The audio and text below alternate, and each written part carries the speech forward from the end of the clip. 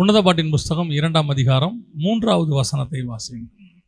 காட்டு மரங்களுக்குள்ளே கிச்சிலி மரம் எப்படி இருக்கிறதோ அப்படியே குமாரருக்குள்ளே என் நேசர் இருக்கிறார். அதன் நிழலிலே வாஞ்சையாய் உட்காருகிறேன். அதன் கனி என் வாய்க்கு மதுரமாய் இருக்கிறது. கண்களை மூடுவோம். சர்வ வல்லமையுள்ள எங்கள் தகப்பனே, இந்த அருமையான வேலைக்காக உமக்கு ஸ்தோத்திரம். உம்முடைய வசனத்தை கேட்கும்படி உம்முடைய பாதத்திலே உட்கார நீர் பாராட்டின தயவுக்காக ஸ்தோத்திரம். எடுபடாத நல்ல பங்கு உம்மிடத்தில் உண்டு ஆண்டவரே. நாங்கள் இந்த பூமியில் சம்பாதிக்கிற எல்லாம் எடுபட்டு போகும் ஆண்டவரே. உம்முடைய வார்த்தையோ ஒரு நாளும் ஒழிந்து போகாது. வானமும் பூமியும் ஒழிந்து போனாலும் உம்முடைய வார்த்தை ஒழிந்து போகாது. உம்மிடத்தில் நித்திய ஜீவ வசனங்கள் உம்மிடத்தில் உண்டே. நாங்கள் வேறு யாரிடத்துல போவோம் ஆண்டவரே. அப்படிப்பட்ட நித்திய ஜீவ வசனத்தை வேளையிலே எங்கள் மத்தியிலே நீர் பேச வேண்டுமே நாங்கள் செபிக்கிறோம். உம்முடைய மகிமையுள்ள கரத்தில் எங்களை தாழ்த்துகிறோம். எங்கள் ஆண்டவர் இயேசுவின் நாமத்தில் ஒப்பு கொடுத்து ஜெபிக்கிறோம் எங்கள் ஜீவனுள்ள நல்ல பிதாவே. அல்லேலூயா. 3வது வசனம் சொல்லுகிறது, காட்டு மரங்களுக்குள்ளே கிச்சிலி மரம் எப்படி இருக்கிறதோ அப்படியே குமாரருக்குள்ளே என் நேசர் இருக்கிறார் என்று சொல்லு. உன்னத பாட்டிலே நேசர் என்று சொல்லுவது இயேசு கிறிஸ்துவை குறிக்கிறது. 2வது வசனத்திலே சபையினுடைய மேன்மையை, எப்படி உபத்திரவத்திற்கு நடுவிலே, வேதனைகளுக்கு நடுவிலே, உலகம் முழுவதும் பாவம் நிறைந்திருந்தாலும் அவைகளுக்கு நடுவில் எப்படி சபையானது தன்னை கரைப்படுத்தி கொள்ளாமல் அந்த உபத்திரவத்துக்கு நடுவில் ஒரு லீலி புஷ்பத்தை போல தேவனுக்கென்று சாட்சி உள்ள வாழ்க்கை வாழுகிறது என்பதற்கான சில காரியங்களை பார்த்தோம். மணவாட்டி சபையே அப்படி இருக்கும் பொழுது தேவன் எப்படி இருக்கிறாராம்? வசனம் சொல்லுது, காட்டு மரங்களுக்குள்ளே கிச்சிலி எப்படி இருக்கிறதோ அப்படி என் நேசர் இருக்கிறார். இந்த காட்டு மரங்கள் எல்லாம் பெரும்பாலும், காட்டு மரம் அப்படின்னா நீங்கள் பார்த்துருப்பீங்கன்னு நினைக்கிறேன். காட்டு மரங்கள் பெரும்பான்மையானவைகள் முள்ளுள்ளவைகளாக காணப்படும். அதே நேரத்தில் இந்த காட்டு மரங்களிலே பெரும்பான்மையானவைகள் கனி கொடுக்காது. காட்டு மரங்கள் பெரும்பான்மையானவைகள் அது கரடு முரடாக இருக்கும். அவைகளுக்கு நடுவில் ஒரு கனி கொடுக்கக்கூடிய, கிச்சிலி கனி கொடுக்கக்கூடியதான ஒரு மரத்தை போலத்தான் நம்முடைய நேசர், நம்முடைய ஆண்டவர் இயேசு கிறிஸ்துவும் இருக்கிறார் என்று வசனம் சொல்லுகிறது. பல நேரங்களிலே நாம் இயேசுவை முன்மாதிரியாக வைத்திருக்கிறோம். சபைக்கு முன்மாதிரி இயேசு தான். உலகத்தில் வேற யாரும் முன்மாதிரி கிடையாது. சபை இயேசுவை பார்த்து தான் தெரிந்து கொள்ளுகிறது எப்படி இருக்க வேண்டும் என்று சொல்லி. நாம் எப்படி பரிசுத்தமாய் வாழ்ந்து மனித சாயலிலிருந்து தேவ சாயலாய் மாற வேண்டும் என்பதற்கு அடையாளமே இயேசு தான். அதனால தான் அவர் மனித ரூபம் எடுத்தார், கடைசியாக தேவ சாயலாய் மாறினார். அதே மாதிரி தான் நாமளும் மாறணும். அப்படின்னா நமக்கு அடையாளமாக கர்த்தர் என்ன செய்கிறார்? தன்னுடைய வாழ்க்கையை நியமிக்கிறார். இயேசு இந்த உலகத்தில் வந்து ஞானஸ்நானம் எடுக்க வேண்டியது அவசியம் இல்லை, அவர் எடுக்கிறார். அவர் நம்மை போல பாடு அனுபவிக்க வேண்டிய அவசியம் இல்லை, பாடு அனுபவிக்கிறார். எல்லாவற்றையும் எதற்காக செய்கிறார் என்றால் நமக்கு முன்மாதிரியாக.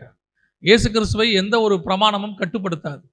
எந்த ஒரு பிரமாணத்திற்குள்ளும் அவரை அடக்க முடியாது. காரணம், அவர்தான் பிரமாணங்களை எழுதுகிறவர், அவரை உருவாக்குகிறவர், எல்லாம் அவர்தான் செய்கிறவர். அப்படி இருக்கும் பொழுது அவரே பிரமாணத்துக்கு உட்பட்டு இருக்கிறார். நீங்க பார்த்தீங்கன்னு சொன்னா பிரமாணத்துக்கு உட்பட்டு அவர் எல்லா காரியத்தையும் செய்கிறார். நியாய பிரமாணத்தின்படி அவர் பஸ்கா ஆட்டுக்குட்டியாக இருக்கிறார். அதுல என்னென்னலாம் சொல்லுதோ அவர் நினைச்சாருன்னா அதை மாற்றி எழுதுறதுக்கு அவருக்கு அதிகாரம் உண்டு. அவர் சொல்றார், பூர்வத்தாருக்கு இப்படி சொல்லப்பட்டது, நான் உங்களுக்கு சொல்லுகிறேன். அத்தாரிட்டி. அப்படி இருக்கக்கூடியதான தேவனே தன்னை ஒரு பிரமாணத்துக்கு உட்பட்டவராக அதை நிறைவேற்றி முடிக்கிறார். நியாய பிரமாணத்தை அவமாக்க வரவில்லை, நிறைவேற்றி முடிக்கவே வந்தேன் என்று சொல்லுகிறார். ஒரு பிரமாணத்துக்கு உட்பட்டு இருக்கிறார். அப்படி இருக்கும் பொழுது அவரை பின்பற்றுகிற நமக்கும் சில காரியங்களை கர்த்தர் வைத்திருக்கிறார். அதை ஒரு முன்மாதிரியாக வச்சிருக்கிறார். இயேசு கிறிஸ்துவானவர் எப்படி இந்த பூமிக்குள்ளே நம்மை போல, வசனம் சொல்லுது, அவர் தாமே நம்மை போல எல்லா விதத்திலும் சோதிக்கப்பட்டு.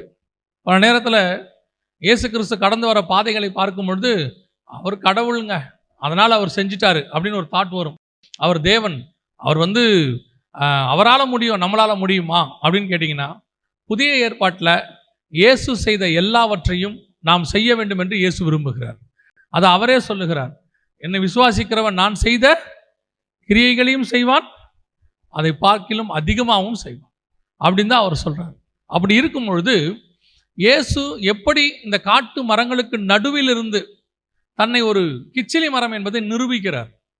பல நேரங்களில் நாம் அந்த காட்டு மரங்களோடு சேர்ந்து நாமும் காட்டு மரமாக மாறிடுறோம். ஒரு ஸ்கூலில் காலேஜில் இப்போ இன்றைக்கி இருக்கிற யங்ஸ்டர்ஸ்க்கு இருக்கக்கூடிய பிரச்சனை என்ன அப்படின்னு கேட்டிங்கன்னு சொன்னால், சர்ச்சில் ஆராதனை எல்லாம் இருக்குது. இங்கே இருக்கும்போது எல்லாம் பயங்கர பரிசுத்தவான்கள் தான், நம்ம பிள்ளைகளை ஒன்றும் சொல்லவே முடியாது. ஆனால் காலேஜுக்கு போகும்போது, ஸ்கூலுக்கு போகும்போது அங்கே இருக்கிற காட்டு மரங்கள்லாம் உட்காந்து கமெண்ட் அடிச்சுட்டு இருக்கோம், பரியாசம் பண்ணிக்கிட்டு இருக்கோம், எல்லாம் செஞ்சுட்டு இருக்கோம். கொஞ்ச நாள் நம்ம பிள்ளைகள் அதுக்கு நடுவில் இருக்கும், கிச்சிலி மரமாகவும் இருக்கும். ஆனால் போக போக போக அந்த காட்டு மரங்கள்லாம் சேர்ந்து நம்ம பிள்ளைகளை என்ன பண்ணிடும், நம்ம பிள்ளைகளை காட்டு மரமாக மாற்றிடும். வீட்டுக்கு வரும்போது நம்ம பிள்ளைகள் பேசுகிற பேச்சு பார்த்தீங்கன்னா அவங்க பேசுகிற மாதிரியே இருக்கும். இந்த காட்டு மரங்களுக்கு நடுவில் எங்களால் கிச்சிலி மரமாக இருக்க முடியாது, ரொம்ப கஷ்டம், இட்ஸ் நாட் ப்ராக்டிக்கலி முடியாது அப்படின்னு சொல்கிறாங்க.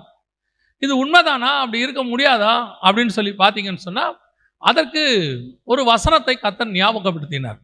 எந்த வசனம் அப்படின்னு கேட்டிங்கன்னு சொன்னால், இயேசு சொல்கிறாரு, பரலோக ராஜ்யம் புளித்த மாவுக்கு ஒப்பாய் இருக்கிறது. புளித்த மாவுங்கிறது நெகட்டிவ் பேரபிள். அதாவது புளித்த மாவு பொதுவாகவே பைபிளில் ஆப்போசிட் விஷயத்துக்கு கர்த்தர் பயன்படுத்துகிறார். உதாரணமாக கள்ள தீர்க்கதரிசிகள், கள்ள போதனை பண்ணுறவங்க, பரிசேயர், சதிசேயர், இவங்களுக்கு தான் கர்த்தர் புளித்த மாவுன்னு சொல்லுவார். உபதேசத்துக்கு தான் சொல்லுவார், கள்ள உபதேசத்துக்கு.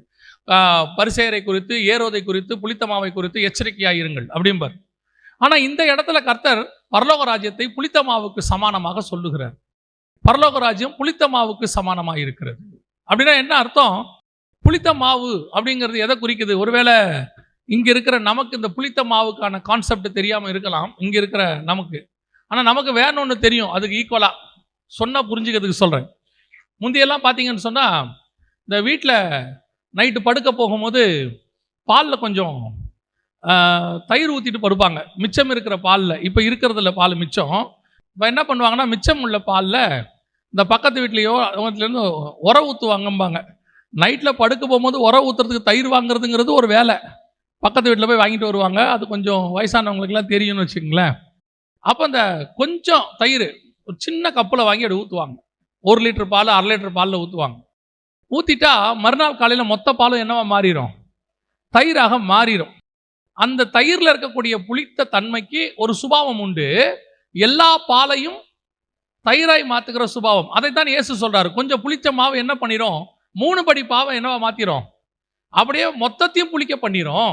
அது பரலோக ராஜ்யத்திற்கு அப்படி ஒரு வல்லமை உண்டுங்கிறார். அதோட அர்த்தம் என்னன்னா, பரலோக ராஜ்யத்தினுடைய வல்லமை யாருக்குள்ள இருக்குதோ அவங்க கொஞ்சமா இருந்தாலும் சுத்தி இருக்கிற நிறைய பேரை அவங்க தன்னை போல மாத்திடுவாங்கன்னு அர்த்தம்.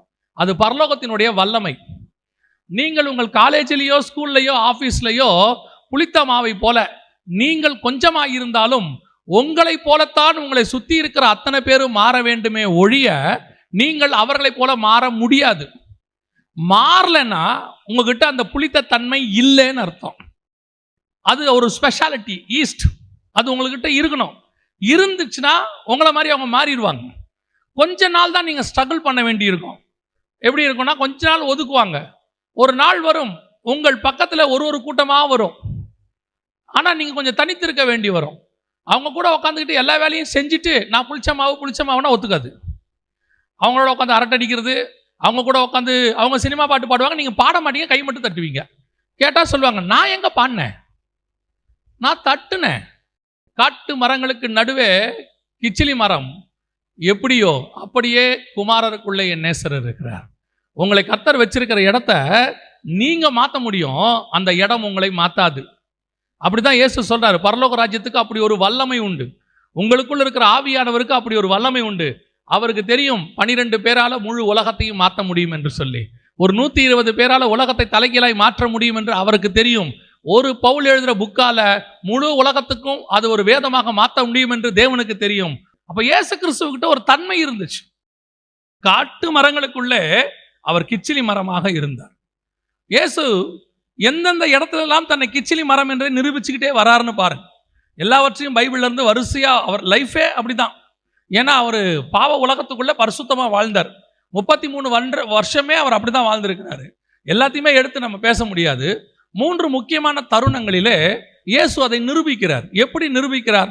ஒரு இடத்துல எல்லாவற்றையும் முடிச்சுட்டு இயேசு வரும்போது அவன் சொல்றான், நாசரேத்திலிருந்து ஒருத்தர் வந்திருக்கிறாரு. இயேசுவை பத்தி சொல்லும் போது அவன் எதிரில் இருக்கிறவன் கேட்கிறான், நாசரேத்திலிருந்து நன்மை தோன்றுமோ ஏன் நாசரேத்துல நன்மை தோன்றுமோ?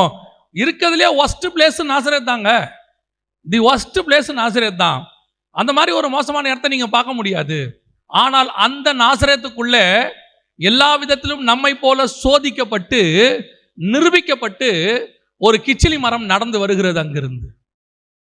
அதுதான் இயேசு கிறிஸ்துனுடைய ஸ்பெஷாலிட்டி. பொதுவாக நம்ம சூழ்நிலைகள் மேலே பழி போடுறோம், சுத்தி இருக்கிற பிள்ளைகள் மேலே பழி போடுறோம். என்ன சொல்றோம் தெரியுமா?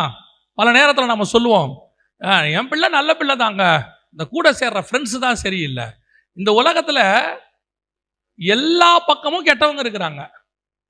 ஆனா ஒரு கெட்ட ஃப்ரெண்டால நம்ம நல்ல பிள்ளைய மாற்ற முடியுது, நம்ம நல்ல பிள்ளையால ஒரு கெட்ட ஃப்ரெண்டை மாற்ற முடியல. கரெக்ட் தானே? அதுதான் நீங்க சொல்ல வரீங்க. இப்போ நீங்க என்ன சொல்ல வந்தீங்கன்னா, அந்த பையன் மோசமானவன், அவன் கூட சேர்ந்து தான் என் பையன் கெட்டுட்டான். அப்ப என்ன அர்த்தம்? ஒரு கெட்ட குணம் உள்ளவனால நல்ல குணம் உள்ளவனை என்ன செய்ய முடியுது? மாற்ற முடியுதுன்னு நீங்க அறிக்கை பண்றீங்க. ஆனா பைபிள் சொல்லுது, நல்ல குணம் உள்ள உங்க பையனால தான் கெட்ட குணம் உள்ள அவனை மாற்ற முடியும்னு பைபிள் சொல்லுது. நம்முடைய அறிக்கையே தப்பா இருக்குது. இயேசு கிறிஸ்து நாசரேத்துக்குள்ள இருந்து அவர் அத்தனை பேரையும் ஜெயிச்சுட்டு வெளியே வராரு. அவரை யாராலையும் ஒண்ணுமே செய்ய முடியல. அவர் தாமே நம்மை போல எல்லா விதத்திலும் சோதிக்கப்பட்டு, இந்த எல்லா விதத்திலுங்கிறத நீங்க எல்லாத்தையும் போட்டுக்கோங்க. எல்லா விதத்திலுங்கிறதையும் நீங்க எல்லாத்தையும், இப்ப இருக்கிற எல்லாத்தையும் போட்டுக்கோங்க. பரியாசத்தை போட்டுக்கோங்க. அவர் கூட இருந்த அவரும் வாலிப பிராயத்தை கிராஸ் பண்ணி தான் வந்திருப்பாரு. 30 வயசுல தான் வெளியே வராரு. அப்ப கண்டிப்பா அவருக்கு 13 to 19 வயசுன்னு ஒன்று இருந்திருக்கும். அந்த வயசுல அவரும் நிறைய ஃப்ரெண்ட்ஸை பார்த்துருப்பாரு. எல்லாம் யூத ஃப்ரெண்ட்ஸ் எல்லாம் இருந்திருப்பாங்க. கெட்ட ஃப்ரெண்ட்ஸை பார்த்துருப்பாரு. ஆனா அவன் பண்ண ஒரு பரியாசத்தையும் இவர் தொடலை. இவர் பாட்டு உட்காந்துட்டே இருந்திருப்பாரு. மேபி சொல்லியிருப்பாங்க, பெரிய சாமியாரா இவன், சிரிச்சிட்டே இருந்திருப்பாரு. ஏன்? ஒரு நாள் நீங்கள் எல்லோரும் இங்கே இருப்பீர்கள், நான் தேவகுமாரனாய் உயர்த்தப்படுவேன். எனக்கு தெரியும் நான் ஏன் இப்படி இருக்கிறேன்னு சொல்லி. அவருக்கும் நம்மள மாதிரி நிறைய டெம்டேஷன்ஸ் இருக்குது, பண்ணியிருப்பாங்க. ஆனா எதுலேயும் அவர் டெம்ட் ஆகலை. அதான் ரொம்ப முக்கியம். நாம என்ன சொல்றோம்? நான் சும்மா தான் இருந்தேன், சாத்தான் கொண்டு வந்து போட்டான். எப்படி? சாத்தான் கொண்டு வந்து போட்டான். சாத்தான் கொண்டு வந்து போடுவான், அதானே அவன் வேலை. அதுக்கு தானே சாத்தான் இருக்கிறான். சாத்தான் வேற எதுக்கு இருக்கிறான்? சர்ச்சில் ஆராதனை நடத்துறதுக்கா? எதுக்கு சாத்தான் இருக்கிறான்? நம்மளை பாவத்தில் விழ வைக்கிறதுக்கு தான் சாத்தான் இருக்கிறான். அந்த வேலையை அவன் செய்கிறான். நீ செஞ்சுக்கிட்டே போ. எனக்கு பசி வரும், இந்த கல்லுகளை அப்பமாக்கி பூசி முடியாது போடா. என்ன பசியா இருக்கிறீங்க, வேணான்றீங்க. எனக்கு பசியும் இருக்குது, கல்லுகளை அப்பமாக்குற வல்லமையும் இருக்கு. நீ சொல்லி நான் செய்ய முடியாது போடா. ஓ அப்படியா? ஓ அவ்வளோ வல்லமை இருக்குதா? எங்க கீழே குதிங்க பார்ப்போம். செய்ய முடியாது போடா. என்ன நீங்க வர வர எதையும் செய்ய மாட்டேன்றீங்க. இங்க வாங்க, நான் உங்களை ஒரு இடத்துக்கு கூப்பிட்டு போறேன். கூப்பிட்டு போய் பாருங்க, எல்லாத்தையும் எடுத்துக்கோங்க. என்ன வேணும் சொல்லுங்க, நீங்க என்னை தாழ விழுந்து பணிந்து கொள்ளுங்க, அப்பாலே போ சாத்தானே. ஆனா இயேசுகிட்ட ஆப்ஷனே இல்லை. காட்டு மரத்துக்கு நடுவில் கிச்சிலி மரம் தான். நான் மாற மாட்டேன், நீ எனக்காக மாறு. யோசித்து பாருங்க, ஒரு இயேசு முழு உலகத்தையுமே மாத்திட்டே இருப்பாருங்க. நம்மை போல பாடுள்ள மனுஷர், நம்மை போல சோதிக்கப்பட்டவர். அதுதான் அவருடைய ஸ்பெஷாலிட்டி. 3 இடங்களிலே இயேசு அதை நிரூபித்து காட்டுகிறார். முதலாவது வாசிங்க, மத்தேயு எழுதின சுவிசேஷம் 3ஆம் அதிகாரம் 7வது வசனத்தை வாசிங்க. பரிசேயரிலும் சதுசேயரிலும் அநேக தன்னிடத்தில் ஞானஸ்நானம் பெறும்படி வருகிறதை அவன் கண்டு, விரியன் பாம்பு குட்டிகளே, வரும் கோபத்துக்கு தப்பித்துக் கொள்ள உங்களுக்கு வகை காட்டினவன் யார்? இன்னொரு வசனத்தையும் வாசிங்க. யோவான் எழுதின சுவிசேஷம் 1ஆம் அதிகாரம் 29வது வசனத்தை வாசி. மறுநாளிலே யோவான் இயேசுவை தன்னிடத்தில் வர கண்டு, இதோ உலகத்தின் பாவத்தை சுமந்து தீர்க்கிற தேவ ஆட்டுக்குட்டி. இப்ப பாருங்க, ஒரு குரூப் ஞானஸ்நானம் எடுக்க வருது இயேசு கிட்ட. திரளான கூட்டம். வர்றவங்க எல்லாம் சாதாரண ஆள் இல்லை. யார் வர்றது? பரிசேயரும் சதுசேயர், எல்லாம் ஊழியக்காரங்க, வேதபாரகர், படிச்சவங்க, அதாவது ரிலீஜியஸ் பீப்புள். இவங்க எல்லாம் வராங்க. இவங்க அத்தனை பேரும் வரும்போது யோவான் ஸ்நானன் என்ன சொல்லி கூப்பிடுறாரு? விரியன் பாம்பு குட்டிகளே அப்படின்னு கூப்பிடுறாரு. மறுநாள் இயேசு வராரு ஞானஸ்நானம் எடுக்கிறதுக்கு. வரும்போது இயேசு தன்னிடத்தில் வருகிறதை யோவான் கண்டு என்ன சொல்லி கூப்பிடுறாரு? தேவ ஆட்டுக்குட்டின்னு கூப்பிடுறாரு. உலகத்தின் பாவத்தை சுமந்து தீர்க்கிற தேவ ஆட்டுக்குட்டின்னு கூப்பிடுறாரு. எப்படி இந்த டிஃபரன்ஸ் இருக்கு? இந்த டிஃபரன்ஸ் எப்படி இருக்குது? ஒரு குரூப்பை பார்த்தா பாம்பு குட்டியா தெரியுது, நடுவில் இயேசு வரதை பார்த்தா ஆட்டுக்குட்டியா தெரியுது. எப்படி இந்த டிஃபரன்ஸ்? நான் சொல்றது உங்களுக்கு புரியுதா? இப்போ இயேசு கிறிஸ்து எப்படி வந்திருப்பாரு? வரும்போது அவர் 10 or 11 வந்துகிட்டு இருந்திருப்பாரு. அவர் பாட்டுன்னு பாவம். இன்னும் அவர் சீஷர்களெல்லாம் செலக்ட் பண்ணலை. அவர் வாட்னு வந்துகிட்டு இருக்கிறார். மொத்த கும்பலும் வருது. மொத்த கும்பலுக்கு நடுவுல இயேசு நடந்து வருகிறார். வரும்போது அத்தனையும் பார்ப்பதற்கு எப்படி இருக்கு? பாம்பு குட்டியா இருக்குது, விரியன் பாம்பு குட்டியா இருக்கு. இவர் ஒருத்தர் மாத்திரம் அதற்கு நடுவில் ஆட்டுக்குட்டியாய் தெரிகிறார். இதுதான் காட்டு மரங்களுக்கு நடுவே கிச்சிலி மரமாய் என் நேசர் இருக்கிறார். அத்தனை பேருக்கு நடுவில் எப்படி இயேசு மட்டும் தனியா தெரிகிறாரு?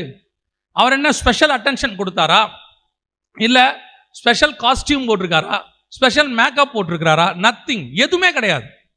ஒன்று தெரிந்து கொள்ளுங்கள், அந்த 30 வருஷம் இயேசு சோதிக்கப்பட்டு, அவர் தாமே நம்மை போல எல்லா விதத்திலும் சோதிக்கப்பட்டு, அவர் தன்னை நிரூபித்து விட்டு வெளியே வருகிறார். இப்போ நாசரேத்தை விட்டு வரும்போது உங்களுக்கு ஒன்று தெரிய வேண்டும், ஒரு தேவ பிள்ளை, கர்த்தரோடு கூட இருக்கிற தேவ பிள்ளைக்கும் பாவத்தில் இருக்கிற மனுஷனுக்கும் நிச்சயமாய் முகத்தில் வித்தியாசம் உண்டு. ஏன் நம்ம ஊர்ல ஒரு சாதாரணமாக ஒன்று சொல்லுவாங்க, ஒரு பழமொழி, அகத்தின் அழகு முகத்தில் தெரியும்பாங்க, நார்மலா சொல்லுவாங்க. அதோடைய ஸ்பிரிச்சுவல் குவாலிட்டி என்னன்னா, உங்களை உள்ளான மனுஷன் எவ்வளவு பரிசுத்தமாக இருக்கிறானோ, எவ்வளவு ஆவியில் இருக்கிறானோ, அவ்வளவு உங்க முகத்தில் ஒரு தேவ பிரசன்னம் இருக்கும், ஒரு மகிமை தங்கி இருக்கும். அதுதான் நீங்கள் ஆட்டுக்குட்டி என்பதை நிரூபிப்பது. உங்களை பார்த்த உடனே ஒரு பிரசன்ஸ் இருக்கும். இப்போ இயேசு வந்து நாத்தான்வேல வருகிறார். வரும்போது கபடமற்ற உத்தம இஸ்ரவேலன் பார்த்த உடனே சொல்றார். இதுல அப்போஸ்தலர் நடபடிகள்ல பரியேசுன்னு ஒருத்தன் வரான். பவுல் உத்து பார்க்கிறார். உத்து பார்த்து நீதிக்கு பகைஞனே அப்படிங்கிறார். எப்படி பார்த்த உடனே சொல்ல முடியுது?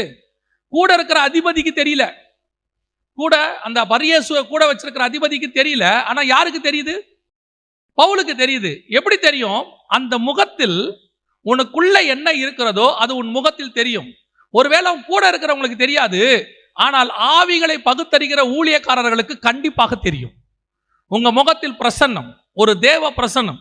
உங்க முகத்தை பார்க்கும் போதே அந்த காட்ஸ் பிரசன்ஸ் உங்க முகத்தில் இருக்கிறத அவங்க கண்டுபிடிச்சிருவாங்க. அது வெளி காட்டும் மற்றவங்களுக்கும் உங்களுக்கும். சில நேரத்தில் இந்த 2 சம்பவமும் நடக்கும். நான் சொல்றது, சில நேரத்தில் நீங்க தேவனுக்குள்ள நல்லா இருந்தீங்கன்னா, நல்லா இருந்து ஜபத்துல வேத வாசிப்புல நல்லா இருந்தீங்கன்னா, இந்த அந்தி கிறிஸ்துவின் ஆவியோ அல்லது ஏன்னா அது ஒரு ஆவி, எதிர்த்து நிற்கிற ஆவி, அந்த ஆவியோ இல்ல பிசாசின் ஆவியில் இருக்கிறவங்களுக்கோ உங்களை பார்த்தா இனம் புரியாத எரிச்சல் வரும். உங்களை பார்த்த உடனே ஒரு டென்ஷன் வரும். ஏன் வருதுன்னு அவங்களுக்கும் தெரியாது, உங்களுக்கும் தெரியாது. நீங்க இத்தனைக்கும் அவங்கள விட சாஃப்டா இருப்பீங்க, ரொம்ப சாஃப்டா இருப்பீங்க. ஆனா உங்களை பார்த்த உடனே எரியும் அவங்களுக்கு. அது உங்க முகத்தில் இருக்கிற தேவ பிரசன்னம்னு அர்த்தம். ஏன்னா வெளிச்சத்தை கண்டா இருளுக்கு பிடிக்காது. அது என்னமோ உங்களை இப்போ பாருங்க, திடீர்னு வெளிச்சம் வந்த உடனே அந்த அந்த ஒரு ரூமுக்குள்ள இருக்கிற பூச்சி குடுக்குடுன்னு ஓடி போய் என்ன செய்யும்? ஒரு மூளையில ஒளியும் பாருங்க, அதுதான் அது. அதுக்கு காரணம் என்ன? அதுக்கு வெளிச்சம் பிடிக்காது. நீங்க வந்து அப்படி தேவ பிரசன்னத்தோட நின்னவொடனே அது முகத்துல உங்களை பார்த்த உடனே ஒரு கோபம் ஒன்று வரும்.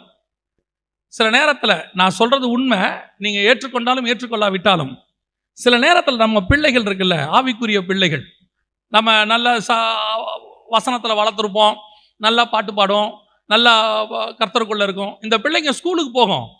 சில டீச்சருக்கு அந்த பிள்ளையை பிடிக்காது. டீச்சர் யாரும் தப்பா எடுத்துக்காதீங்க, உண்மை. சில டீச்சருக்கு அந்த பிள்ளைகளை பிடிக்காது. கண்ட உடனே எரிச்சலா இருக்கும். மற்ற பிள்ளையை விட இந்த பிள்ளையை 2 அடி எக்ஸ்ட்ரா அடிப்பாங்க. எதுக்கு எடுத்தாலும் இந்த பிள்ளையை திட்டுவாங்க. முதல்ல இதைத்தான் வெளியே நிறுத்துவாங்க. ஏன்னு காரணமே புரியாது. அந்த டீச்சருக்கும் தெரியாது. அந்த டீச்சரை கேளுங்க, அவங்க ஒரு வார்த்தை சொல்லுவாங்க, என்னமா தெரியாது, உன்னை பார்த்தாலே எனக்கு எரிச்சலா இருக்கும்பாங்க. உண்மை, அவங்களுக்கு தெரியாது. ஏன்னு? ஏன்னா உங்ககிட்ட இருக்கக்கூடிய தேவ பிரசன்னம் அப்படிப்பட்டது. இருளுக்கு உன்னை பத்தி தெரியாது, உன்னை பத்தி கோபம் வரும். 2வது சாட்சி, நீ கர்த்தருக்குள் நிற்கும் பொழுது யோவான் போன்ற கர்த்தருக்குள் சஞ்சரிக்கிற மனுஷனுக்கு உன் முகத்தில் இருக்கிற பிரசன்னத்தை அவர்களால் புரிந்து கொள்ள முடியும். இவன் தேவ மனுஷன் என்று தெரியும். சில நேரத்தில் நான் ஊழியக்காரங்கள்லேயே சொல்லுவேன், சில ஊழியக்காரர்கள் வந்து உட்காந்து அப்படி பேசுவாங்க. அவங்க வந்து உட்காந்த 3வது நிமிஷம் அவங்கக்கிட்ட பேச பிடிக்காது. ஒரு ஸ்பிரிட்டில் வந்து ஒரு டிஸ்டர்பன்ஸ் இருக்கும் நமக்கு. அவங்கக்கிட்ட பேசவே பிடிக்காது. ஒரு 5 நிமிஷத்துக்கு மேலே அவங்ககிட்ட பேச முடியாது. அவங்களும் பார்த்தீங்கன்னா அந்த 5 நிமிஷமும் ஸ்பிரிச்சுவலாக பேசியிருக்கவே மாட்டாங்க. கன்ஃபார்மாக ஸ்பிரிச்சுவலாக பேச மாட்டாங்க. ஏதாவது ஒரு வேர்ல்ட்லியாக இருக்கும், எல்லாவது ஒரு அன்வான்டாக இருக்கும், இப்படி தான் பேசுவாங்க. எப்படா இவங்க ஏஞ்சி போவாங்கன்னு இருக்கும். அதே நேரத்தில் சில ஆட்களோடு கூட நீங்கள் உட்காந்து பேசுங்க, மணிக்கணக்கில் நம்மளால் உட்காந்து வேதத்தை பேச முடியும்.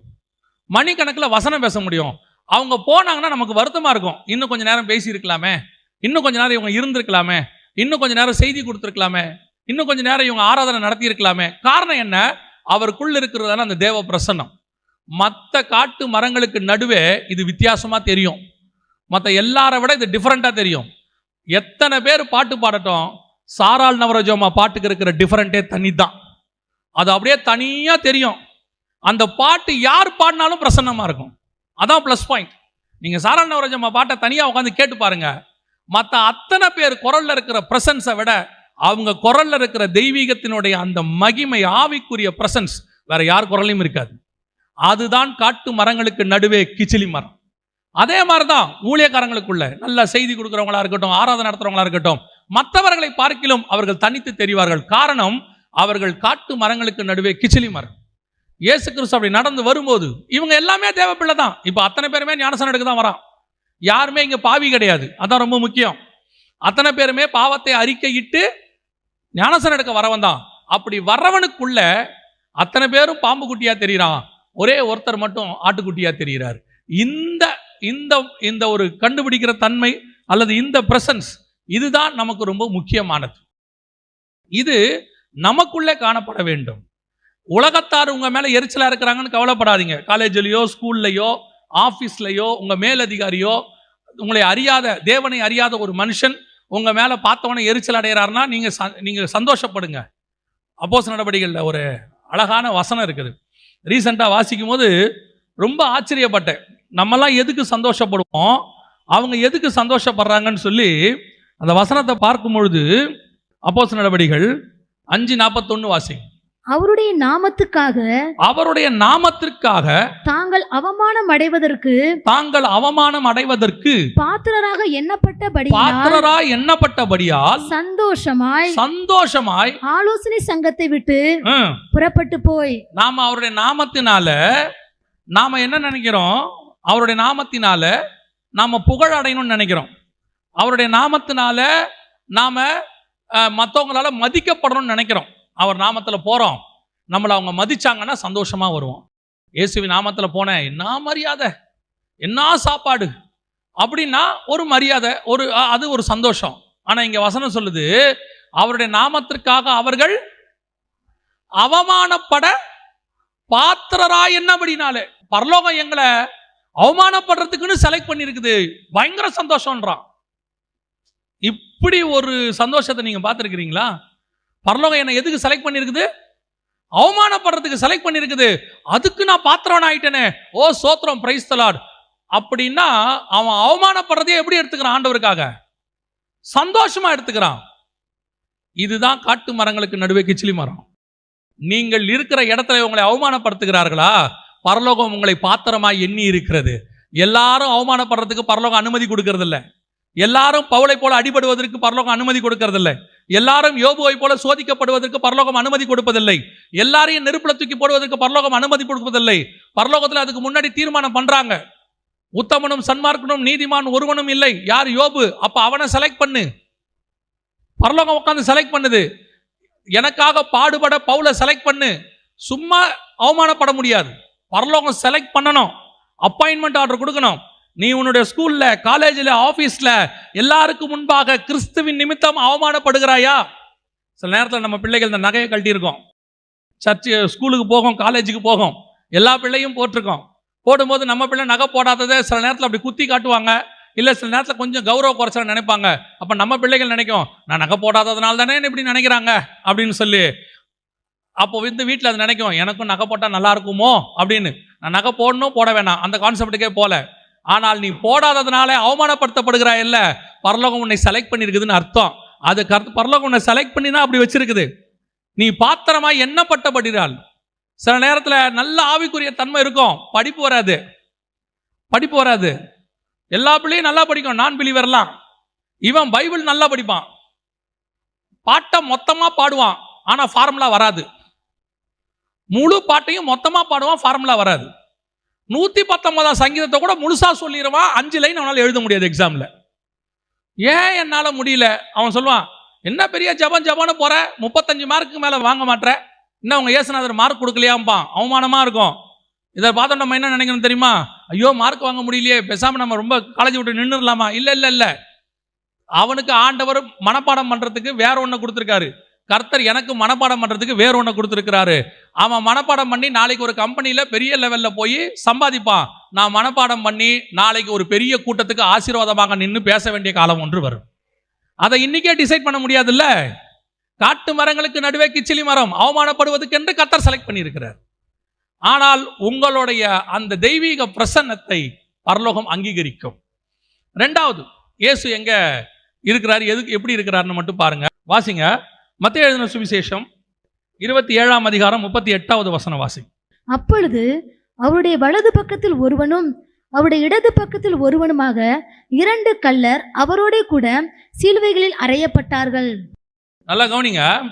முன்னாடி இயேசு யாருக்கு நடுவில் இருந்தார்னா, நல்ல விசுவாசிகளுக்கு நடுவில் இருக்கிறார். பரிசேயர், சதுசேயர், ஞானசானம் எடுக்க வரவங்க, பிலிவர்ஸ் கூட்டம். இவங்கெல்லாம் பிலிவர் கூட்டம். பிலிவர் கூட்டத்துக்கு நடுவில் இவர் ஆட்டுக்குட்டின்னு ப்ரூவ் ஆகுது. இப்போ நம்ம இவ்வளோ பிலிவர்ஸ் உட்காந்துருக்குறோம். இதுக்கு நடுவிலேயே கொஞ்சம் பேரை கர்த்தர் ஊழியத்துக்கு செலக்ட் பண்ணுவார். கொஞ்சம் பேர் மேலே ஒரு விசேஷத்தை ஆவி இருக்கும். கொஞ்சம் பேரை கர்த்தர் விசேஷமாக கிருபா வரங்களை கொடுத்துருப்பாரு. இந்த பிலிவர்ஸ்க்கு நடுவில் அது நடக்குது. அது ஓகே, இது பரவாயில்ல. இப்போ இயேசு யாருக்கு நடுவில் இருக்கிறாரு? திருப்பி வாசிங்க பார்ப்போம். அப்பொழுது அவருடைய வலது பக்கத்தில் ஒருவனும் அவருடைய இடது பக்கத்தில் ஒருவனுமாக 2 கள்ளர் 2 திருடங்களுக்கு நடுவில் இருக்கிறார். இப்ப இயேசுவும் மூன்றாவதாக என்ன என்று கருதப்படுகிறார்? இயேசுவும் என்னவென்று கருதப்படுகிறார்? கள்ளர்களில் ஒருவராக கருதப்படுகிறார். இந்த பக்கம் ஒரு திருடன், அந்த பக்கம் ஒரு திருடன். இப்போ இந்த திருடன்ல நாம ஒருத்தனுக்கு கொஞ்சம் ப்ரொமோஷன் கொடுத்துருக்குறோம், அது வேற விஷயம். 2 திருடன்ல ஒரு திருடன் யாரு? நல்ல கள்ளன். அவனுக்கு பேர் என்னது? ஏன்னா அவன் மனம் திரும்பிட்டான். அவன் எப்படி கள்ளனா இருப்பான்? நம்ம வேற டிஃபரன்ஷியேட் பண்றதுக்கு என்ன சொல்லி வச்சிருக்கிறோம்? இவன் கள்ளன், இவன் நல்ல கள்ளன். வேற யாராலையும் முடியாது. நல்ல சமாரியன், சின்ன சாமுவேல், சுத்த கிருபை, இதெல்லாம் பைபிளில் இல்லாத வார்த்தை. கெட்ட குமாரன், இது எதுவுமே பைபிளில் இருக்காது. எல்லாம் நம்ம கொடுத்த பட்ட பேர். கவனிச்சுங்க. இப்போ 2 கள்ளன் தான். அதில் நல்ல கள்ளன் கெட்ட கள்ளன்லாம் இல்லை. இயேசுவை கொண்டு நிறுத்தும் போது 2 பேரும் யார் தான்? கள்ளன் தான். இப்போ இயேசு யாருக்கு நடுவில் இருக்கிறாரு? பார்க்கும் போது தூரத்துலேருந்து எல்லாருக்கும் சீஷர்களை விட்டுருங்க. பொதுவாக பார்க்கும்போது எப்படி தெரியுது? இப்போ ஒரு வெளியூர்லேருந்து ஒருத்தன் வரான், அன்னைக்கு கொல்கத்தா வழியாக போகிறான். பார்க்கும்போது 3 பேர் தொங்கிட்டு இருக்கிறாங்க. என்ன சொல்லிட்டு போவான்? 3 பேர் என்ன பண்ணாங்கன்னு தெரியல, 3 பேரையும் தொங்க விட்டுருக்காங்க. இயேசு பார்க்கறதுக்கு என்னவாய் தெரிகிறார்? கள்ளனை போல தெரிகிறார். சில நேரத்தில் நீங்களும் நானும் அந்த மாதிரி இடத்தில் இருக்க வேண்டி வரும். உங்களை என்னையும் கொண்டு போய் கள்ளனுக்கு நடுவில் உட்கார வச்சிருவாங்க. நீங்கள் செய்யாத குற்றத்துக்கு நடுவில் இருக்க வேண்டி வரும். யோசேப்பை கொண்டு போய் ஜெயிலில் வச்சாச்சு. இந்த பக்கம் ஒருத்தன், அந்த பக்கம் ஒருத்தன். 2 பேரும் யாரு? 2 பேரும் திருடன். யோசேப்பு கூட இருந்தவன். 2 பேரும் தப்பு செஞ்சவன், தண்டனை அனுபவிக்கிறான். ஆனா யோசேப்பு மட்டும் யாரு? ஒரு தப்பும் செய்யாதவன். இவனுக்கு அந்த தண்டனை கொடுத்தாச்சு. இதுதான் ஆவிக்குரிய வாழ்க்கையில நீங்கள் அனுபவிக்கிற மிக முக்கியமான பிளேஸ். நீங்கள் செய்யாத தப்புக்கு தண்டனை அனுபவிக்க வேண்டி வரும். செஞ்ச தப்புக்கு தண்டனை அனுபவிக்கிறது வேற, செய்யாத தப்புக்கு தண்டனை அனுபவிக்க வேண்டி வரும். பல நேரத்தில் நீங்க செஞ்சிருக்கவே மாட்டீங்க, நீ தான் செஞ்சேன்னு அவன் சாதிப்பான். நீங்க சொல்லுவீங்க நான் இல்லைன்னு, இல்லை எனக்கு தெரியும் நீ செஞ்சிருப்பேன்பா. நம்ம அதுக்கு மேல ஒன்றும் ப்ரூஃபும் பண்ண முடியாது, ஒன்றும் பண்ண முடியாது. பத்தாத குறைக்கு சாட்சி வேற எவனாவது சொல்லுவான், அவன் செஞ்சிருப்பாங்க. அது நம்மளை பார்த்து சொல்லுவான், அவன் முகத்தை பாருங்க செஞ்ச மாதிரி தான் இருக்கும்பா. ஏன்னா அவனுக்கு நம்ம முகம் பற்றி தெரியாது. பல நேரத்தில் நாம் குற்றவாளிகளுக்கு நடுவில் நிறுத்தப்படுகிறோம். செய்யாத தப்புக்கு தண்டனை கொடுக்கப்படுகிறது. பல நேரங்களில் உங்களை காரணம் இல்லாமல் குற்றப்படுத்துவார்கள். சில நேரங்களுக்கே நீங்கள் கள்ளர்கள் மத்தியில் நிற்க வேண்டி வரும். குற்றவாளிகள் வரிசையிலே நிற்க வைப்பார்கள். நீங்கள் தப்பு செஞ்சிருக்க மாட்டீங்க, ஆனால் நிற்க வைப்பாங்க. அதுக்கு சாட்சியும் சொல்லுவாங்க. சில நேரத்தில் உங்களை அத்தனை பேரும் சேர்ந்து கார்னர் பண்ணுவாங்க. இப்போ என்னதான் செய்யறது? இந்த 2 காட்டு மரத்துக்கு நடுவில் இயேசு எப்படி கிச்சிலி மரம் நிரூபிப்பாரு? பல நேரத்தில் நமக்கு அதான் சூழ்நிலை. நம்ம என்ன தெரியுமா நினைப்போம் அந்த நேரத்தில்? இப்போ யோசித்து பாருங்க, இவங்க 2 பேரும் இப்படி பண்ணிக்கிட்டு இருக்கும்போது ஒருத்தன் திட்டுறான் இயேசுவை, நீங்க இப்படி பண்றீங்களே, என்ன பாவம், என்ன தப்பு பண்ணாலும் நீங்கள் எங்க கூட தொங்கிக்கிட்டு இருக்கிறீங்க அப்படின்னு கேட்குறோம். இப்போ திடீர்னு வானத்திலிருந்து ஒரு சத்தம் உண்டாகி, இவர் என்னுடைய நேசகுமாரன், இவரில் நான் பிரியமாக இருக்கிறேன்னா வேலை முடிஞ்சா இல்லையா? முடிஞ்சா இல்லையா? சவுண்டு வந்துச்சா? வரல. சில நேரத்தில் நம்ம எப்படி எதிர்பார்ப்போம் தெரியுமா? பிரச்சனை உச்சத்தில் இருக்கும்போது டங்குன்னு ஏசி இறங்கி நிற்கணும். நம்முடைய விருப்பம் அது. ஏன்னா மாம்சத்தில் இருக்கிறோம். பரலோகம் நமக்குன்னு உடனே என்ன செய்யணும்? ரியாக்ட் பண்ணணும்னு நம்ம விரும்புகிறோம். இப்போ இயேசு கிறிஸ்துக்கு அதெல்லாம் அங்கே இல்லை. அவர் தொங்கிக்கிட்டே இருக்கிறார். அவர் பாட்டு கம்முனே இருக்கிறார். இவன் ஒரு பக்கம் திட்டான். மத்தியில் இருக்கும் 2 கல்லர்களும் அவரை நிந்தித்தார்கள் இருக்கும் ஸ்டார்டிங்கில். 2வது கல்ல அதுக்கப்புறம் தான் ஆண்டவரை பார்த்து மனம் திரும்புகிறான். ஆரம்பத்தில் 2 பேரும் நிந்தித்தார்கள். ஒருத்தன் இந்த பக்கம் திட்டுறான், ஒருத்தன் இந்த பக்கம் திட்டுறான். இவருக்கு எப்படி இருக்கும் பாருங்க. ஏற்கனவே இவரே செம்ம அடி வாங்கிட்டு வந்து நிற்கிறார். தலையிலேருந்து கால் வரைக்கும் உரிச்சு எடுத்துட்டாங்க. தலையில் முள்கிரீடம் வச்சாச்சு, காலில் ஆணி அடிச்சாச்சு, 1 குறைய 40 அடிச்சாச்சு, மில்லாறுனால எல்லாம் பண்ணியாச்சு. இப்போ வந்து தொங்கிட்டு இருக்கும் போது போதாத குறைக்கு இவனும் திட்டுறான், இவனும் திட்டுறான். சில நேரத்தில் நமக்கு அப்படிதான் இருக்கும் பாருங்க. எல்லாரும் எல்லாம் போச்சு, யோபுக்கு உட்கார்ந்து இருக்கிறாரு, வந்தா பாருங்க 3 பேர். நம்ம என்ன நினைப்போம்? வந்து ஏதோ ஒரு 4 வார்த்தை ஆறுதலாக பேசினா நல்லா இருக்கும்னு நினைச்சா, வந்து அவன் பேசினான் பாருங்க. அதுக்கப்புறம் தான் யோபு செத்தா போதுங்கிற முடிவு பண்ணிட்டான். அந்த மாதிரி ஆட்கள் கொஞ்சம் பேர் வருவான். நாம நினைப்போம் இந்த நேரத்தில் ஆறுதலுக்கு ஒரு 4 பேர் இருந்தால் நல்லா இருக்குமே, 2 பேர் இருந்தால் நல்லா இருக்குமே, இல்லை தேவன் வானத்துலேருந்து பேசினா நல்லா இருக்குமே. ஒன்றும் இருக்காது. போதாததுக்கு இந்த பக்கம் ஒருத்தர் அந்த பக்கம் ஒருத்தர் நம்மளை திட்டிக்கிட்டு இருப்பான். எவன் நமக்கு ஆறுதலாக இருப்போம்னு நினைக்கிறோமோ அவனே திட்டுவான். இவன்லாம் நம்ம கூட நிற்பான்னு நினைப்போம், அவன் தான் நமக்கு அகைன்ஸ்டாக நிற்பான். பல நேரங்களிலே இதுதான் நம்முடைய சூழ்நிலை. நாம் செய்யாத தப்புக்கு தொங்கிக்கிட்டு இருப்போம். போட்டு வாட்டுவானுங்க, என்ன பண்ணுறதுனே தெரியாது. இந்த பக்கம் ஒருத்தன் அந்த பக்கம் ஒருத்தன் எல்லாம் போட்டு. அதுவும் இப்போ மீடியா காலம், சும்மா சொல்லவே வேணாம். ஃபோன் இருக்கு, வாய் இருக்கு, என்ன பண்ணுறதுன்னு தெரியல. வீடியோ போடு, சும்மா தானே இருக்கும், போட்டு விடு வீடியோவை, திட்டி விடு அப்படின்ட்டு. இப்போ இயேசு என்னத்தை வச்சு நிரூபிக்கிறது? எப்படி நான் கிச்சிலி மரம்னு காட்டுறது? நம்ம அப்படியே கை கட்டப்பட்டு இருக்குது. ஆனால் இயேசு நிரூபிக்கிறாரு. எப்படி நிரூபிக்கிறார் பாருங்க, வாசிங்க. மத்தேயு சுவிசேஷம் அதே 27ஆம் அதிகாரத்தில் 54வது வசனத்தை வாசிங்க. 54.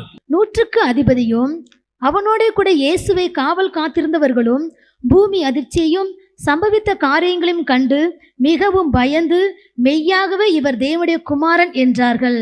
3 பேர் கல்லனா தான் தொங்குறாங்க. இந்த பக்கமும் கல்லன், இந்த பக்கமும் கல்லன் தான். பார்க்கறதுக்கு நானும் கல்லனை போல தான் இருக்கிறேன்.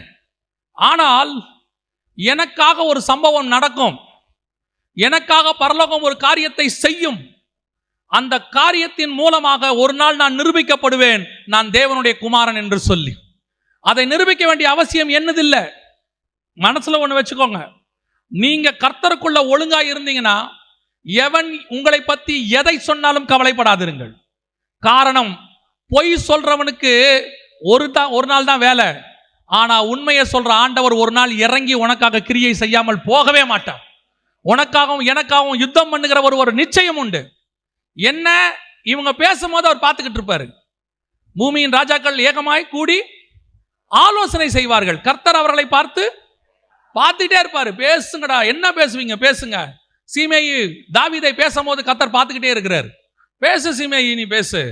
அப்புறம் என்ன ஆகும்? ஒரு நாள் சாலமோன் வருவான், உன்னை கொல்றமா இல்லையான்னு மட்டும் பாரும்பார். நடந்துச்சா இல்லையா? அதான் உண்மை. தேவன் ஒரு நாள் உனக்காக யுத்தம் செய்வார். ஒரு நாள் அவங்க 2 பேரை கொல்றாராங்கிறது நமக்கு அவசியமே இல்லை. உன்னை தேவனுடைய குமாரன் என்று கர்த்தர் உயர்த்தி மேலே கொண்டு வருவார். இந்த 2 பேர் யோசேப்பு கூட இருந்தான். அந்த 2 பேர் என்ன ஆனாங்கன்றது நமக்கு முக்கியம் இல்லை. ஆனால் கர்த்தர் யோசேப்பை உயர்த்து பார்வோனுக்கு அடுத்த ஸ்தானத்தில் உட்கார வைத்து விட்டார்.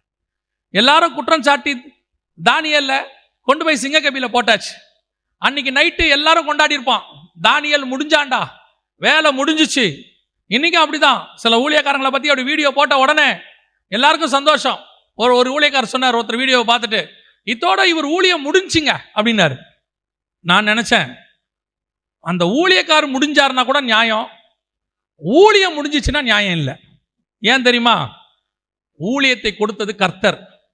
முடிக்கணுமா முடிக்க வேண்டாமாங்கிறது டிசைட் பண்ண வேண்டியது அவரு. அபிஷேகம் பண்ணவர் அவரு. இவங்க யாரு டிசைட் பண்றது ஊழியத்தை முடிக்கிறத?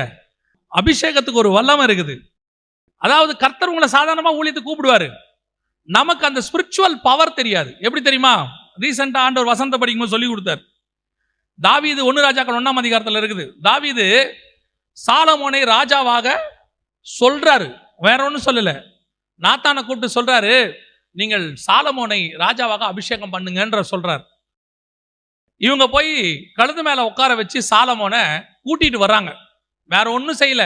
இன்னும் சாலமோன் ஆட்களை சவதரிக்கல, யுத்தத்துக்கு போல, ஒண்ணுமே செய்யல. வசனம் அடுத்து சொல்லும், சாலமோன் ராஜாவானான் என்று கேள்விப்பட்டு அத்தோனியாவும் அவன் கூட இருந்த பிரபுக்களும் கழுதையின் மேல் ஏறி ஆளுக்கு ஒரு பக்கம் ஓடி போனார்கள். சாலமோன் என்னையா பண்ணா? மிரட்டினானா? ராஜாவாயிட்டேன்னு வீடியோ போட்டானா? எல்லாரையும் கொல்ல போறேன்னு சொன்னானா? ஒன்னும் சொல்லல. சாலமோன் ராஜாவானான் என்று கேள்விப்பட்டு, அதுதான் அபிஷேகம். உன்னை ராஜாவை ஆக்குனால அடுத்தவனுக்கு பயம் வந்துடும். ஏன்னா உன் அபிஷேகத்தின் மேல கர்த்தர் அப்படி ஒரு வல்லமையை வச்சிருக்கிறார். நீ பயமுறுத்த வேணாம். உன் அபிஷேகத்தின் வல்லமை. யோவான் ஸ்நானகன் மேல இருந்த அபிஷேகம் ஏரோது பயந்திருந்தான். எலியாவின் மேல் இருந்த அபிஷேகம் ஆகாப்பு பயந்திருந்தான். அப்போஸ்தலர்கள் மேல் உள்ள அபிஷேகம் பிரதான ஆசாரியர்கள் பயந்திருந்தார்கள். இயேசுவின் மேல் உள்ள அபிஷேகம் மொத்த பேரும் பயந்திருக்கிறான். அதுதான் உன் மேல உள்ள அபிஷேகம். ஒருவேளை ஒரு நாள் உன்னை கல்லணை போல தொங்க விட்டுருக்கலாம், உன்னை பார்த்து பரியாசம் பண்ணியிருக்கலாம், அவ்வளவுதான் நீன்னு சொல்லியிருக்கலாம், உன் ஊழியத்தை முடிச்சு கட்டுறேன்னு சொல்லலாம். உன் ஊழியத்தை முடிக்க யாராலையும் முடியாது. அதை முடிக்கணும்னா ஆரம்பிச்சவர் ஒருத்தர் இருக்கிறாரு, அவர் தான் அதை முடிக்கணும். அந்த வல்லமை அவருக்கு மட்டும்தான் உண்டு, வேற யாருக்கும் கிடையாது. காரணம், அபிஷேகித்தவர் வல்லமை உள்ளவர். அப்போ இன்னைக்கு நிரூபிச்சு காட்டுறாரு. கொஞ்ச நேரம் தான் பேசிக்கிட்டே இருக்கான். 2 பேரும் ஒவ்வொன்றா நடக்குது. இடி மின்னல். அந்த வசனம் திருப்பி வாசிங்க பார்ப்போம். 27ஆம் அதிகாரம் 54வது வசனத்தை. 100க்கு அதிபதியும் 100க்கு அதிபதி அவனோட கூட இயேசுவை காவல் காத்திருந்தவர்களும் பூமி அதிர்ச்சியையும் சம்பவித்த காரியங்களையும் கண்டு மிகவும் பயந்து மெய்யாகவே இவர் தேவனுடைய குமாரன் என்றார்கள். பரலோகம் செய்யற காரியத்தை பார்த்து பயப்படணும், பயப்படுவாங்க. ஆனா அவங்க செய்யும் போது கர்த்தர் பார்த்துக்கிட்டே நிற்பார் பொறுமையா. அடிச்சாச்சு, தொங்க விட்டாச்சு, பேசி முடிச்சிட்டீங்களா? பேசி முடிச்சாச்சு, இப்ப நான் ஸ்டார்ட் பண்றேன் பாருங்க. எவ்வளவு பேசுனீங்க என் பையனை பத்தி, எவ்வளவு பேசுனீங்க என் மகளை பத்தி. அவ ஏதோ சாதாரணமா வீட்டுல இருக்கிறான், சாதாரணமா ஒரு சின்ன ஊழியம் பண்றான், சாதாரணமா ஏதோ வீட்டுக்குள்ள இருக்கிற அடுப்பாங்கரைக்குள்ள இருக்கிற மகன் நினைச்சீங்களா? அவள் என்னால் அபிஷேகம் பண்ணப்பட்டவள். அவளுக்கென்று நான் வழக்காடுவேன். என் பிள்ளைகளை பேசுகிற அதிகாரம் ஒருத்தருக்கும் கிடையாதுன்னு கர்த்தர் வச்சிருக்கிறாரு. பேசுற வரைக்கும் பாப்பாரு. அப்புறம் உனக்காக பரலோகம் ஒன்று செய்யும். அது பூமி அதிர்ச்சியா, அல்லது அக்கினியா, அல்லது பெருங்காற்றா, அல்லது பெருவெள்ளத்து இறைச்சலா, எதை பத்தி நீ யோசிக்காதீங்க. எனக்காக பரலோகம் ஒரு வழக்காடும். அந்த வழக்கு என் மேல் பயத்தை கொண்டு வரும். அந்த அபிஷேகத்தை கர்த்தர் என் மேல் வச்சிருக்கிறாரு. இதுதான் கர்த்தர் நமக்கு கொடுத்திருக்கிற உத்தரவாதம். நாம ஒருவேளை நிறைய காட்டு மரங்களுக்கு நடுவில் இருப்போம், அதையும் தாண்டி கள்ளர்களுக்கு நடுவில் இருப்போம், குற்றவாளி கூண்டில் இருப்போம்.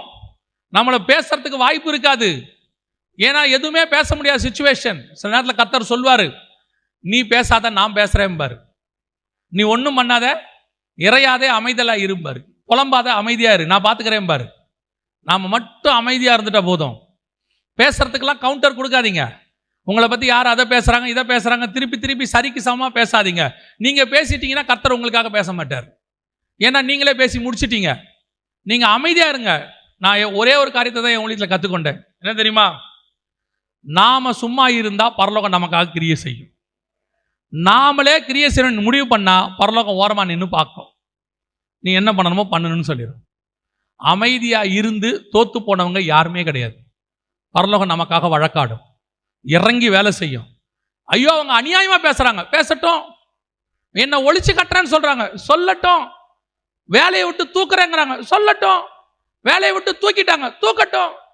அடுத்து இதை விட பெரிய வேலையை கொடுத்து அவனை கொண்டு வந்து வா முன்னாடி நிக்க வைக்க கர்த்தர் வல்லமை உள்ள தேவனாய் இருக்கிறார்.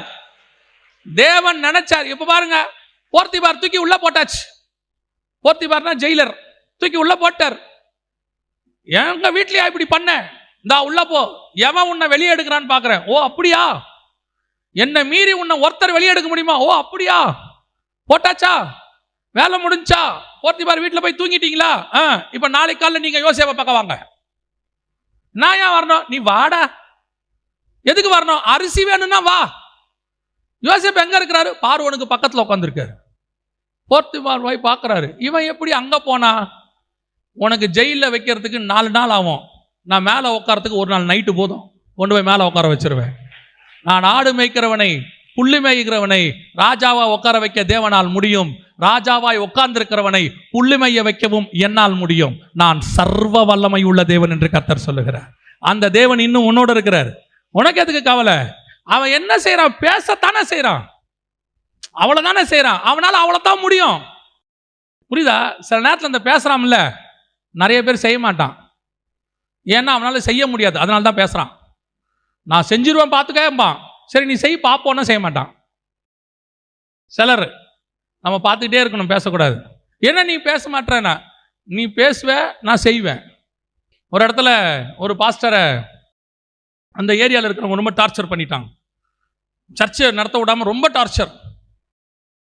அந்த ஏரியாவில் இருக்கிற ஒரு பெரிய போலீஸ் ஆஃபீஸர் வந்துட்டு சபையெல்லாம் இங்கே நடத்தக்கூடாது, எல்லாத்தையும் அடித்து உடைச்சிருவேன், ஜாக்கிரதை அப்படின்னு கத்தினாரு. இந்த பாஸ்டர் அவரை பார்த்து ஒன்று சொன்னார், நீங்கள் போங்க, உங்கள் மேலே இருக்கிற நான் பேசிக்கிறேன் போங்கன்ட்டார்.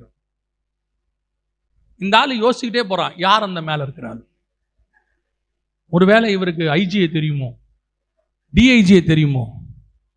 போலீஸ் ஸ்டேஷனுக்கு போயிட்டு ஃபோன் பண்ணுறாரு, பாஸ்டர் கொஞ்சம் ஸ்டேஷனுக்கு வர முடியுமா?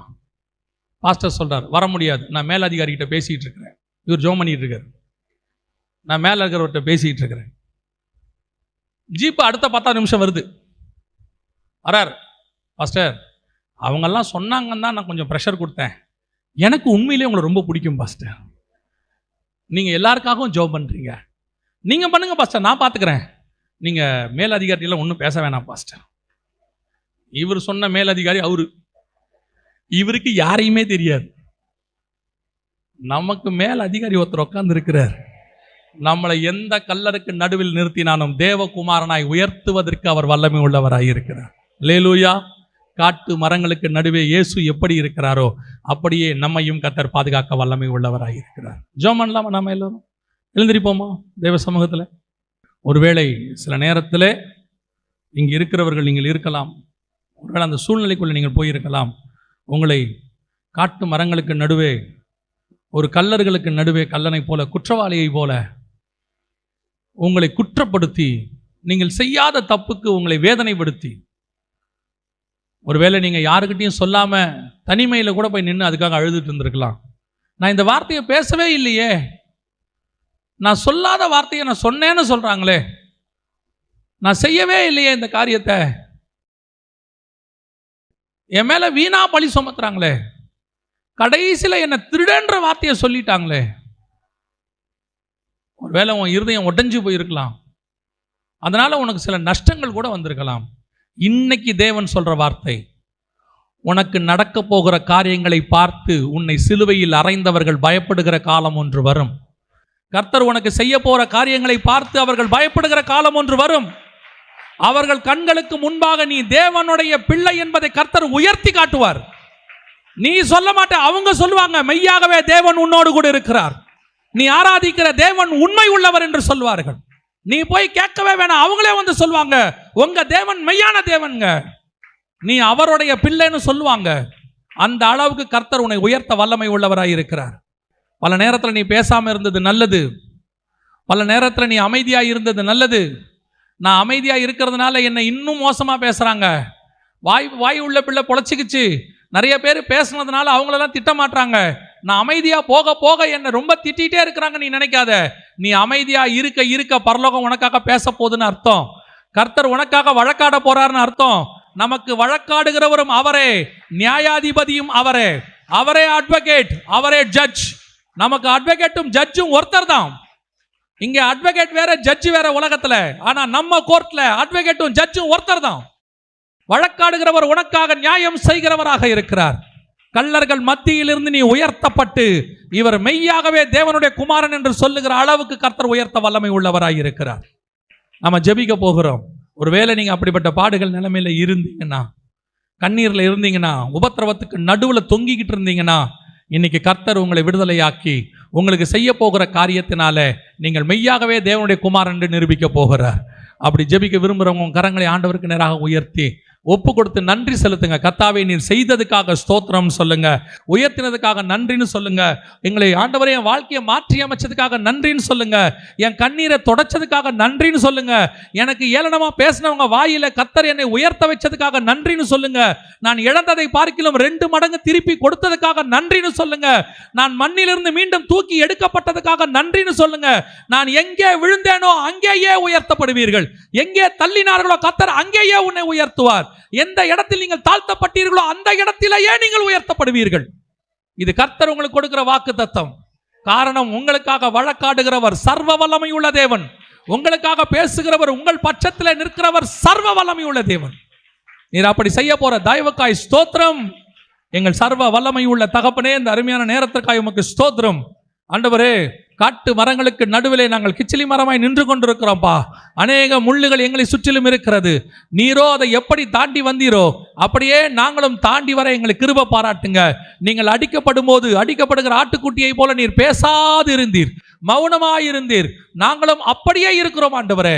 நீர் ஒரு நாள் உயர்த்தப்பட்டது போல நாங்களும் உயர்த்தப்படுவோம் என்று விசுவாசிக்கிறோம். நீர் அப்படி செய்ய போற தயவுக்காய் ஸ்தோத்திரம்.